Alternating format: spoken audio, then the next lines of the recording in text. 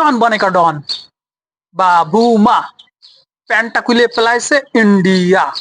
Hello viewers, আসসালামু আলাইকুম। Study আপনারা হাই ভোল্টেজ ম্যাচ দেখেছেন, ঠিক আছে? এটা হাই ভোল্টেজ বললি হবে না, ভেরি ভেরি বিগ ম্যাচ দেখেছেন, ঠিক আছে? সেই ম্যাচে বাবুমা, ঠিক আছে, ইন্ডিয়ার প্যান্টটা টাইনে খুলে ফেলাই দিয়েছে। মার্কাম 98টা বল খেলে 110 রান করেছে, ঠিক আছে? 4টে সিক্স মারেছে। আর এদের আরেকজন কথা না বললি নয়, সেটা হচ্ছে এবিডি। সে এবিডি 35 বল খেলে 5টা সিক্স মারেছে, 54 রান করেছে। মিডিল অর্ডারে একদম মনে করেন যে ইন্ডিয়ার প্যান্টটা খুলে দিয়েছে। মানে পুরো দমে তার, যারা আপনারা ম্যাচটা দেখেছেন, হাইলাইট দেখেছেন, তারাই জানেন যে বিরাট কোহলি, ঠিক আছে, সেঞ্চুরি পাইছে। সেঞ্চুরি পাওয়ার পরে 102 রান মতো করেছে। তারপর ঋতুরাজও সেঞ্চুরি পাইছে, 107 না 8 রানের মতো করেছে। যাই হোক, টোটাল ইন্ডিয়া টার্গেট দিছে 359 রান। আর এদের রাহুলের 43 বলে 66 রানের অপরাজিত ব্যাটিং, ক্যাপ্টেন্সি নক, ঠিক আছে, রাকেশ রাহুল। বাট বাবুমার সামনে তো এগুলো কোনো কিছু না।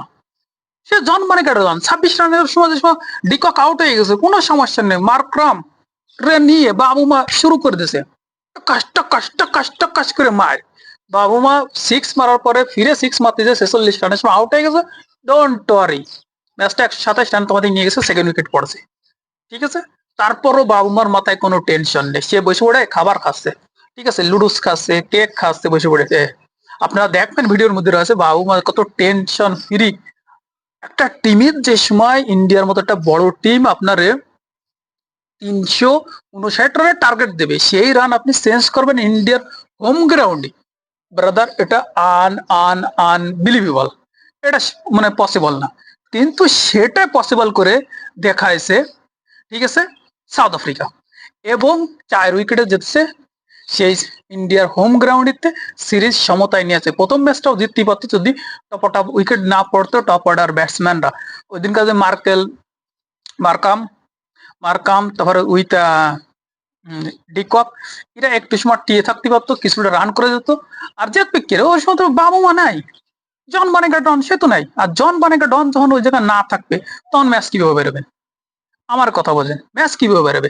জন বানেগা ডন, সে ইন্ডিয়ার সবচেয়ে মানে রাত্রি ঘুমের ঘরেও মানে ভয় পাচ্ছে মানে বাবুমারে দেখলি। তারা খাটক হয়ে যে অপমান করেছিল না, চুট্টুল বাটুল, তার উপর দিয়ে বাউন্স দিয়ে বল যায়। টেস্টে হোয়াইট ওয়াশ করেছে, তারপরে প্রথম ওডিআইও খেলিনি, সেকেন্ড ওডিআই ক্যাপ্টেনে ফিরে আসে এবং এসে ম্যাচ জিতেছে 4 উইকেটে।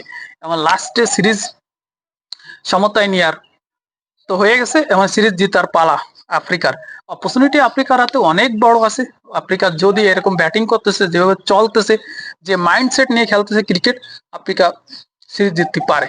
2টা ম্যাচে ইন্ডিয়া পিছনে ছিল, যেখানে সবচেয়ে বড় মনে করেন যে গডেড বলে যে বিরাট কোহলি, সে ব্যাক টু ব্যাক 2টি ম্যাচে সেঞ্চুরি পাচ্ছে।